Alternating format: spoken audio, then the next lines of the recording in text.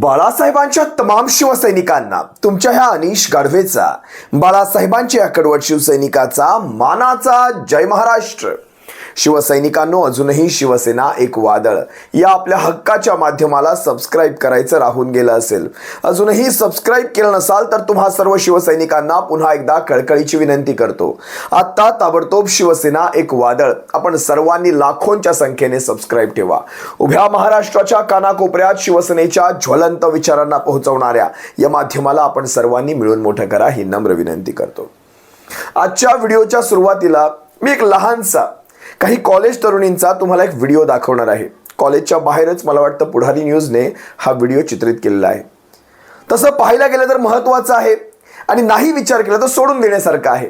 आता हे तुमच्यावर ठरतं, तुम्ही या व्हिडिओला कशा प्रकारे पाहता। अतिशय माझ्या दृष्टीने अतिशय महत्त्वाचा विषय आहे हा। खरं तर पुढारी न्यूजचे आभारच मानले पाहिजेत या व्हिडिओसाठी। आणि या कॉलेजच्या तरुणी, ज्या 3 तरुणी याच्यामध्ये आहेत त्या प्रातिनिधिक आहेत। यांच्या व्यतिरिक्त या महाराष्ट्रामध्ये, विशेषतः मुंबईमध्ये, ठाण्यामध्ये, कल्याण डोंबिवली असेल, मीरा भाईंदर असेल, नवी मुंबई असेल, या आसपासच्या महानगरपालिका पट्ट्यांमध्ये अशी अनेक कॉलेजेस आहेत, अशा अनेक तरुणी असतील, तरुण असतील। एक प्रातिनिधिक 3 तरुणींचं एक मनोगत तुमच्या सर्वांसमोर ठेवतो आणि त्यातून आपल्याला नेमका काय बोध घ्यायचा आहे हे तुमच्या लक्षात येईल। आता मी पुढारी न्यूजचा सर्वप्रथम तुम्हाला व्हिडिओ दाखवेल। या पुढारी न्यूजच्या व्हिडिओमध्ये ते जे कोणी पत्रकार आहेत त्यांनी एक असा प्रयत्न केला की अमराठी तरुणींशी बोलून, आता त्या ठिकाणी तरुणी असतील, कदाचित तरुण असतील तर तेच चित्र पाहायला मिळालं असतं, अमराठी तरुणींशी बोलून त्यांचं मराठीविषयी नेमकं मत काय आहे, मराठी भाषेविषयी, त्या शिकण्याविषयी आणि सध्या चाललेलं वातावरण या सर्वांविषयी त्यांचं नेमकं मत काय आहे। आणि जे उत्तर तुमच्या माझ्या मनात होतं, त्यांच्याकडनं जे अपेक्षित होतं अगदी तेच निघालं। आणि याच्यामध्ये चूक कुणाची हा जर प्रश्न तुम्ही आपला स्वतःला विचाराल तर तुमचं मन तुम्हाला उत्तर देईल की यात चूक तुमची म्हणजे मराठी माणसाची स्वतःची चूक आहे। काय आहे हे तुम्हाला मी पुढे सांगेल, त्यापूर्वी तुम्ही हा व्हिडिओ पहा। कदाचित तळपायाची आग मस्तकात सुद्धा जाईल। आता वयाने ह्या लहान आहेत त्यामुळे तितकंसं तुमच्या भावना प्रखर नसतील, पण याच्यामध्ये यांच्या पालकांचा, विशेषतः यांच्या शिक्षकांचा, मी म्हणेन पालकांचा म्हणण्यापेक्षा यांच्या शिक्षकांचा रोल सगळ्यात जास्त महत्त्वाचा आहे। ज्या कुठल्या शाळेत या तरुणी शिकल्या असतील, लहानपणापासून मराठी कंपल्सरी ना, मग कंपल्सरी असताना या तरुणींना मराठी बोलताच येत नाही। जरा पहा या व्हिडिओ नंतर या व्हिडिओ विषयीचं मी माझं मनोगत व्यक्त करतो, पहा। समजते, मी विचारतो मराठीत, तुम्ही उत्तर द्या तुम्हाला ज्या भाषेत हवं आहे। की मराठी भाषा 20-30 वर्षापासून इथं राहतात, महाराष्ट्रात राहतात, मात्र मराठी येत नाही, यावरती काय मत आहे? मराठी डिफिकल्ट लैंग्वेज तो है मेरे लिए, specially I am a south Indian. तुम्ही शिकण्याचा प्रयत्न केलात का मराठी? हाँ हाँ, कधीपासून महाराष्ट्रात आहात? Last 19-20 years. 19-20 वर्षापासून आपण मुंबईत आहात, एक साल से। मात्र मराठी भाषा शिकण्याचा आपण प्रयत्न केलात का? त्यासाठी काय काय केलात? स्कूल में तो कंपलसरी था तो आई ऑप्टेड फॉर मराठी। उसके बाद इधर भी कॉलेज में भी मराठी सिखा रहे थे। अजूनही का मराठी असं तुम्हाला येत नाही असं वाटतं? कंफर्टेबल नहीं लगता बिकॉज फर्स्ट आपण बोलण्याचा प्रयत्न केलाय परंतु जमत नाही की मोडक तोडकच जमते असं काय? थोड़ा ग्रामेटिकल प्रॉब्लम होता है, ठीक है समझ में आता है बट फुल्ली अच्छे से बोलना नहीं आता। शिकायला पाहिजे मराठी। तर तुला मराठी येत नाही, तू मुंबईत कधीपासून आहे? 20 इयर्स। 20 वर्षापासून, मात्र मराठी तुला येत नाही। मराठी शिकण्याचा प्रयत्न केलाय का? हो, ट्राय केलंय? काय काय प्रयत्न केलेत? स्कूल में था मराठी स्कूल में था तो ऐसे थोड़ी थोड़ी समझ में आती है, बहुत सारी शाळेच्या व्यतिरिक्त बाहेर आपण जातो, मार्केटमध्ये, इतरत्र कुठेही, प्रवासात, बसमध्ये, ट्रेनमध्ये, त्यावेळी कुठं मराठी बोलण्याचा प्रसंग आलाय का? नहीं। सगळीकडे हिंदीत बोलली जाते। तर मराठी शिकावी अशी इच्छा आहे का? मराठी शिकण्यासाठी काय करावं असं वाटतं? मराठी शिकायची इच्छा नाही, काय कारण आहे? डिफिकल्ट है। तुमचं काय नाव? नूर फातिमा। आपल्याला मराठी येते? नहीं। काय, कधीपासून मुंबईत आहात?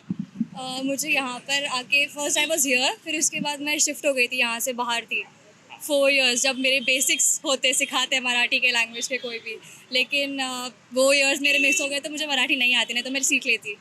किती वर्ष झाले आपल्याला साधारणतः मुंबईत? इधर पे 7 इयर्स। 7 वर्ष झाली, मात्र आपल्याला अद्याप मराठी येत नाही? नहीं। म्हणजे मराठी समजते ना? हाँ। म्हणजे आता मी प्रश्न विचारतो तुम्हाला हाँ हाँ समजतं? समझ उत्तर थोड़ा मराठी बोलते. ब्रोकन। हाँ, ओके, तर मराठी बोलण्यासाठी, शिकण्यासाठी आपण काय काय प्रयत्न केलेत? क्या काय काय ट्राय केलं आपण मराठी शिकण्यासाठी मराठी ओ learn अच्छा, करण्यासाठी? कॉन्वर्सेशन सुन सुन के लोगों की बस में बात करते हैं तो ऐसा समझ में आता थोड़ा थोड़ा. एंड स्कूल में तो था तो थोड़ा बहुत आता था. शाळेत मराठी होती आपल्याला हा, हा. इनफॅक्ट सर्वांना शाळेमध्ये मराठी हा, होती. हा. पण शाळेमध्ये मराठी शिकल्यानंतर पण मराठी जमली नाही का आतापर्यंत? नहीं समझा, क्या बोला आपने? स्कूल में शाळेमध्ये आपण मराठी शिकता हाँ. बरोबर आहे.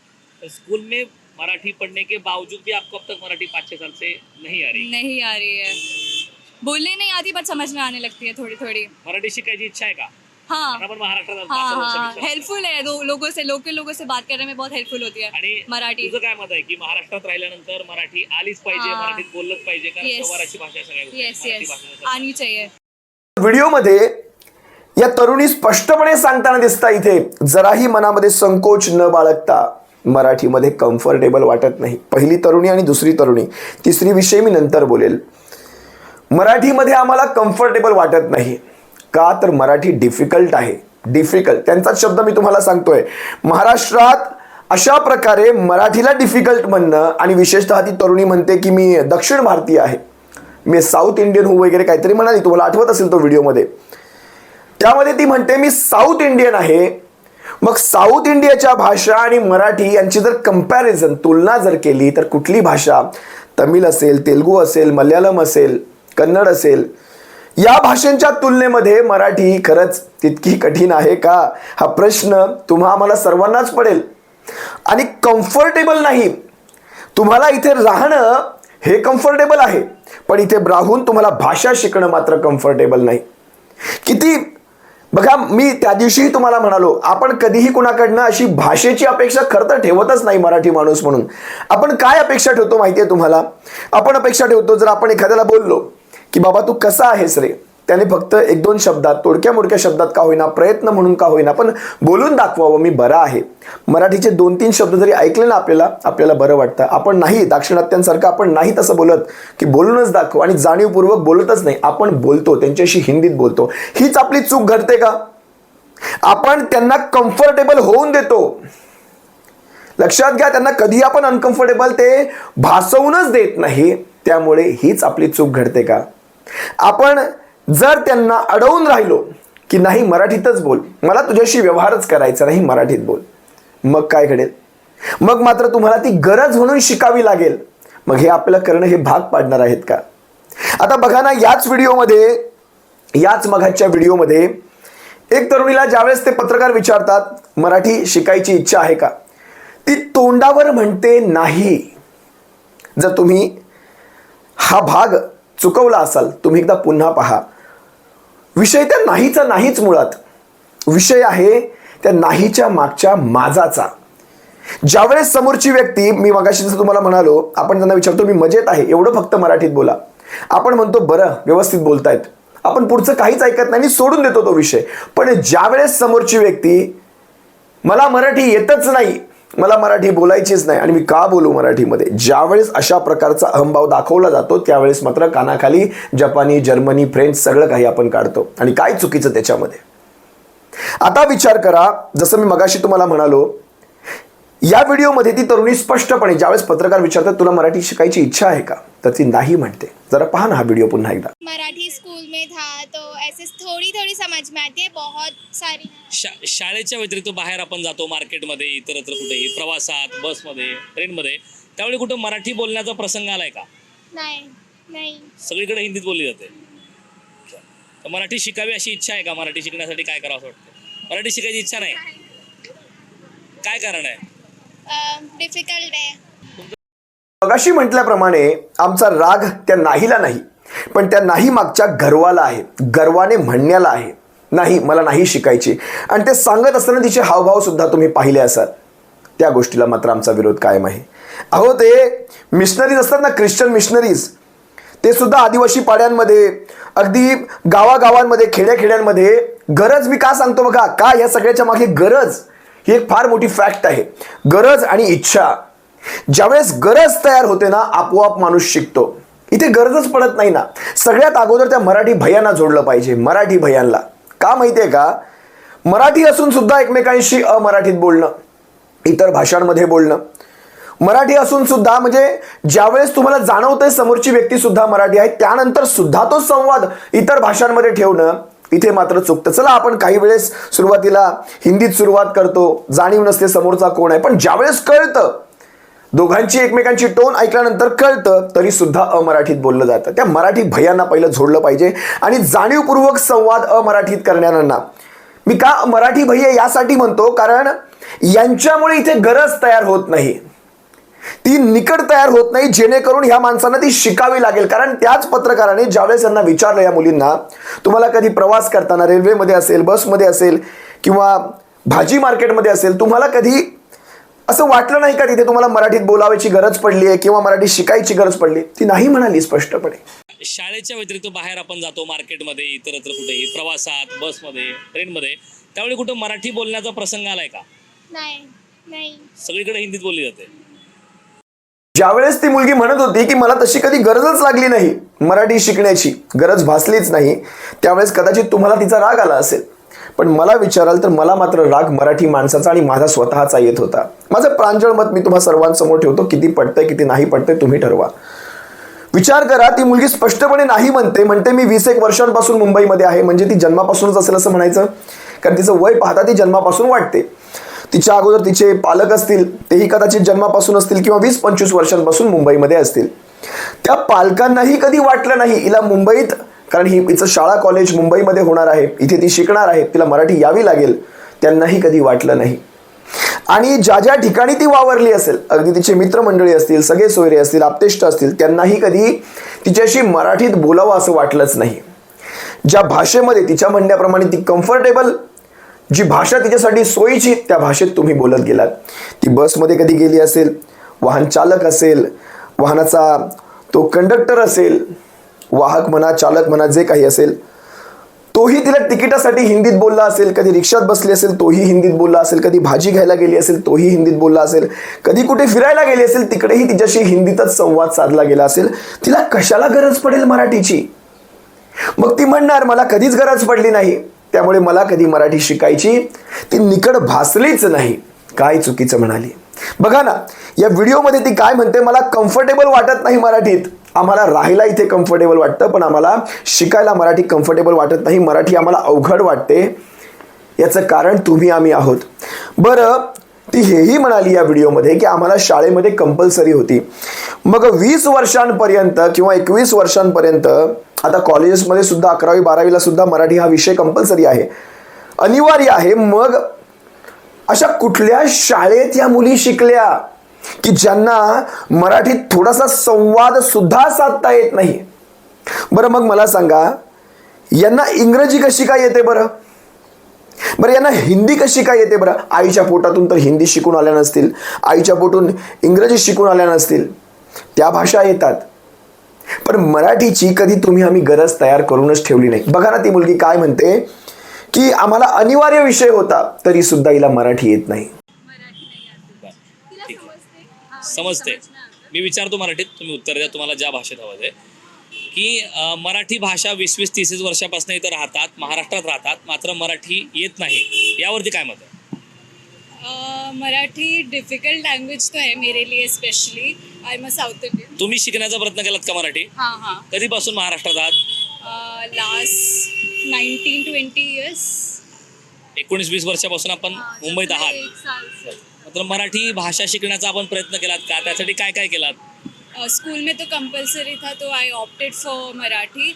उसके बाद इधर भी कॉलेज में भी मराठी सिखा रहे थे. अजूनही का मराठी असं तुम्हाला येत नाही असं वाटतं? कंफर्टेबल नहीं लगता बिकॉज फर्स्ट आपण बोलण्याचा प्रयत्न केलाय परंतु जमत नाही की मोडक तोडकच जमते असं काय? थोड़ा ग्रामेटिकल प्रॉब्लम होता है. ठीक है, समझ में आता है बट फुल्ली अच्छे से बोलना नहीं आता.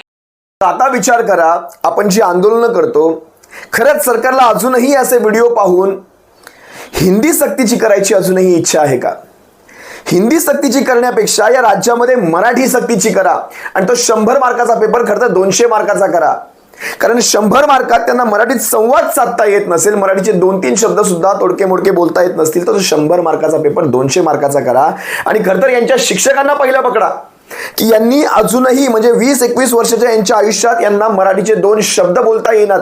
मग हे पास कसे झाले हे प्रश्न आहेत आपले. हे यांच्या शाळेमध्ये पुढच्या वर्गात गेले कसे? खर तर या मराठीच्या शिक्षकांना पहिले प्रश्न विचारले गेले पाहिजेत या विद्यार्थ्यांच्या ऐवजी, आणि या शिक्षकांसोबत हाच प्रश्न यांच्या पालकांना सुद्धा विचारला गेला पाहिजे.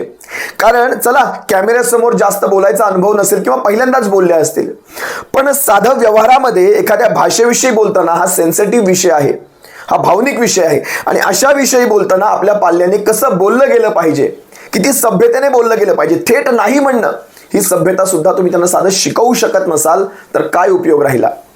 विचार करा, तुम्हाला त्यांना फ्रेंच शिकवत असाल, त्यांना जर्मनी जपानी शिकवत असाल, तर हीच मुलं त्या भाषा 1-2 वर्षामध्ये आत्मसात करतात. इथे 20-20 वर्ष राहून सुद्धा, त्याच माणसांमध्ये राहून सुद्धा हे लोक मराठी शिकत नसतील तर काय म्हणावं या विद्यार्थ्यांना सुद्धा. मी तुम्हाला तिसरा व्हिडिओ दाखवतो, त्यातला जो मगाशीच तुम्ही पाहिला. ती नूर फातिमा म्हणून जी कोणी विद्यार्थिनी होती, तिने प्रांजळपणे कबूल केलं की मला शिकायची इच्छा आहे, मला लोकल लोकांशी बोलताना ते सोयीचं जातं, मला शिकायचंय. माझं ज्यावेळेस बेसिक पक्क होणार होतं त्यावेळेस मी बाहेर होते, हे तिने नम्रपणे सांगितलं. हा फरक तुम्ही थोडासा पहा. मगाशी तुम्ही हा व्हिडिओ पाहिला असाल, पुन्हा एकदा पहा. तुझं काय नाव? नूर फातिमा. आपल्याला मराठी येते? नहीं. काय, कधीपासून मुंबईत आहात? मुझे यहाँ पर आके फर्स्ट आई वॉज हियर, फिर उसके बाद मैं शिफ्ट हो गई थी, यहाँ से बाहर थी 4 years, जब मेरे बेसिक्स होते सिखाते मराठी के लैंग्वेज के कोई भी, लेकिन वो इयर्स मेरे मिस हो गए तो मुझे मराठी नहीं आती, नहीं तो मैं सीख लेती. नाही, किती वर्ष झाले आपल्याला साधारणतः मुंबईत? इधर पे 7 years. 7 वर्ष झाले. हाँ.